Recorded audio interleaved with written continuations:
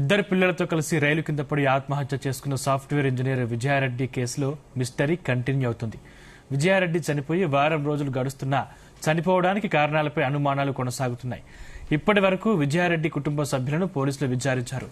Vijaya Reddy cell phone, laptop ను seize చేసిన అధికారులు పూర్తి వివరాలను పరిశీలిస్తున్నారు.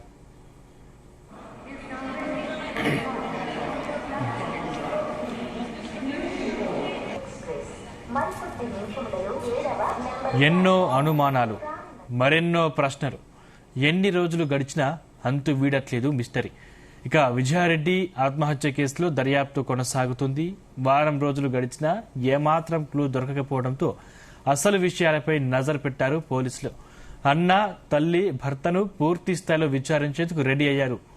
ఏం జరిగింది, ఎలా జరిగింది, పిల్లల్ని కూడా చంపాల్సిన అవసరం ఏముంది, ఆర్థిక లావాదేవీలు, కుటుంబ కలహాలు, ఆస్తి తగాదాలు, ఇలా అన్ని కోణాల్లో కేసును జల్లెడ పట్టేందుకు పోలీసులు రెడీ అయ్యారు.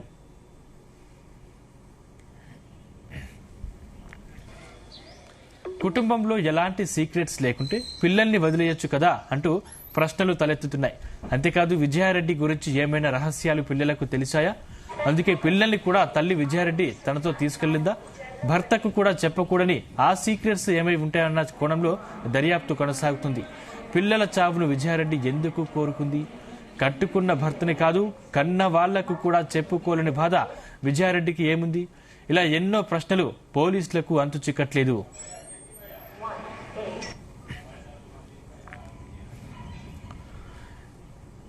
ఇక విజయారెడ్డి కేసు కొలిక్కి వస్తున్నట్లు తెలుస్తుంది. చనిపోవడానికి కారణాలు అన్న, తల్లికి తెలుసని గ్రామస్తులు చెప్తున్నారు. వారిద్దరిని విచారిస్తే అసలు విషయాలు బయటకు వస్తాయంటున్నారు. అయితే తల్లి, అన్నను పోలీసులు పూర్తి స్థాయిలో విచారించాలని కోరుతున్నారు. రైట్, ఇదే అంశానికి సంబంధించిన మరింత సమాచారం మా ప్రతినిధి జానయ్య అందిస్తారు. జానయ్య, ఇద్దరు పిల్లలతో కలిసి ఆత్మహత్యకు పాల్పడినటువంటి విజయారెడ్డి కేసులో ఇంకా మిస్టరీ అయితే కొనసాగుతుందని అర్థం చెప్పొచ్చు. వారం రోజులు గడుస్తున్నప్పటికీ కూడా ఈ ఆత్మహత్యకు గల కారణాలు, ఎందుకు పిల్లలతో కలిసి ఆత్మహత్య చేస్తుందనేది కూడా ఇంకా మిస్టరీ అయితే అలాగే కొనసాగుతుంది. ఇప్పటి వరకు కూడా దాదాపుగా 20 మంది వరకు కూడా 20 మంది వరకు కూడా విచారించినప్పటికీ ఎలాంటి ఆధారాలు కావచ్చు, ఏదైనా సమాచారం కానీ ఇప్పటి వరకు కూడా పోలీసులకు రాకపోవడంతో ఇంకా కూడా విచారణ అయితే కొనసాగుతుంది. ముఖ్యంగా విజయారెడ్డి ఏదైతే సాఫ్ట్వేర్ ఇంజనీర్ గా పనిచేస్తుందో ఐటీ ఉద్యోగినైనటువంటి విజయారెడ్డి తన ఇద్దరు పిల్లల్ని తీసుకుని వెళ్లి రైలు కింద పడి పిల్లలతో కలిసి ఆత్మహత్యకు ఎందుకు పాల్పడింది? అసలు కుటుంబ కలహాలు ఉన్నాయా, లేదంటే ఆస్తి తగాదాలు ఉన్నాయా, లేదంటే మరే ఇతర కారణాలు ఉన్నాయనే విషయం పైన కూడా పోలీసులు విచారణ చేస్తున్నప్పటికీ ఏ విషయంలోనూ క్లారిటీ రాకపోవడం పట్ల కూడా కొంత ఆసక్తి నెలకొంది. కానీ బంధువులు కావచ్చు, గ్రామస్తులు కావచ్చు, విజయారెడ్డికి సంబంధించిన బంధువులు కానీ గ్రామస్తులు కానీ అనుమానాలు అయితే వ్యక్తమవుతున్నాయనేది మాత్రం వ్యక్తం చేస్తున్నారు. ఎందుకంటే విజయారెడ్డి హైదరాబాద్ లో నివాసం, హైదరాబాద్ లోని నానపల్లిలో ఉంటుంది. ఆమె అక్కడి నుంచే అక్కడే తన తల్లితో కలిసి ఉండడం, సమీపంలోనే తన అన్న చిరంజీవి కూడా ఉండడం, ఇద్దరు కలిసి తన అన్న చిరంజీవితో పాటు విజయారెడ్డి కూడా రియల్ ఎస్టేట్ వ్యాపారం కూడా చేసేవారు అనేది కూడా కొంత ప్రస్తుతం బయటకు వస్తున్నటువంటి సమస్య. అయితే ఈ ఇద్దరికి సంబంధించి రియల్ ఎస్టేట్ వ్యాపారం చేస్తున్న క్రమంలో ఏదైనా ఎక్కడైనా ఆస్తి కొనుగోలు చేసే సమయంలో విజయారెడ్డి పేరు మీదనే రిజిస్ట్రేషన్ చేసేవారనేది కూడా తెలుస్తుంది. ఈ నేపథ్యంలో ఏదైనా ఆస్తుల తగాదాలకు సంబంధించి అన్న చెల్లి మధ్య ఏమైనా గొడవలు జరిగాయా, ఆస్తుల విషయంలో గొడవలు జరిగితే బెదిరింపులు కానీ లేదంటే ఇతర కారణాలు ఏదైనా ఉన్నాయనే కోణంలో కూడా పోలీసులు అయితే దర్యాప్తు ముమ్మరం చేశారు. అయితే ఆస్తులకు సంబంధించి మాత్రం ఏదైతే విజయారెడ్డి పేరు పైన ఎక్కువ ఆస్తులు రియల్ ఎస్టేట్ చేయడంతో పాటు కన్స్ట్రక్షన్, కొత్త ఇల్లు నిర్మాణం కూడా విజయారెడ్డి చేసుకోవడం జరిగింది. అయితే ఈ కన్స్ట్రక్షన్, కొత్త ఇంటి నిర్మాణం చేసే సమయంలో మాత్రం లోన్ కోసం బ్యాంక్ షూరిటీ కోసం అత్త మామలను అడిగితే షూరిటీకి వాళ్ళు నిరాకరించారనేది కూడా కొంత విజయారెడ్డి తల్లి ఆరోపిస్తుంది.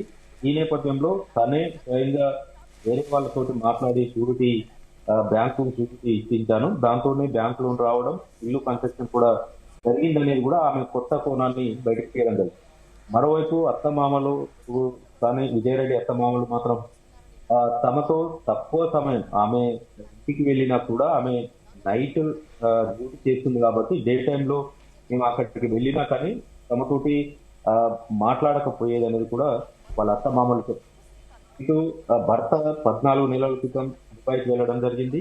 ఆయన కూడా ఇద్దరు పిల్లలు హాస్టల్లో ఉంటారు కాబట్టి భార్యతోటి 2 రోజులకు ఒకసారి మాత్రమే మాట్లాడతాననేది ఆయన చెప్తున్నారు.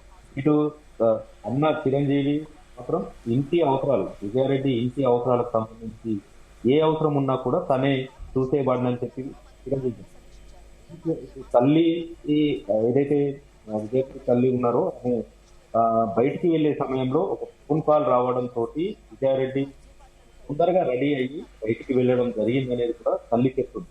ఈ నేపథ్యంలో ఆ ఫోన్ కాల్ ఎవరు చేశారు, అంతకు ముందు గంట సేపు ఫోన్ కాల్ మాట్లాడింది అనేది కూడా ప్రచారంలో ఉన్న విషయం. ఈ గంట సేపు ఎవరితో మాట్లాడింది, ఆమె బయటికి వెళ్లే ముందు వచ్చినటువంటి ఫోన్ కాల్ ఎవరికి, ఆ తర్వాత ఆ ఫోన్ కాల్ వచ్చిన తర్వాత బయటికి వెళ్ళిన తర్వాత పిల్లలకి తీసుకుని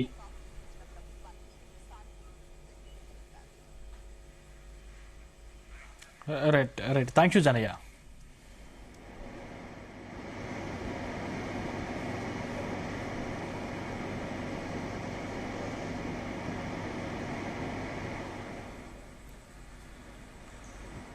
ఇక ఇద్దరు పిల్లలతో కలిసి రైలు కింద పడి ఆత్మహత్య చేసుకున్న సాఫ్ట్వేర్ ఇంజనీర్ విజయారెడ్డి కేసులో మిస్టరీ కంటిన్యూ అవుతుంది. విజయారెడ్డి చనిపోయి వారం రోజులు గడుస్తున్నా చనిపోవడానికి కారణాలపై అనుమానాలు కొనసాగుతున్నాయి. ఇప్పటి వరకు విజయారెడ్డి కుటుంబ సభ్యులను పోలీసులు విచారించారు. విజయారెడ్డి సెల్ ఫోన్, ల్యాప్టాప్ ను సీజ్ చేసిన అధికారులు పూర్తి వివరాలను సేకరిస్తున్నారు.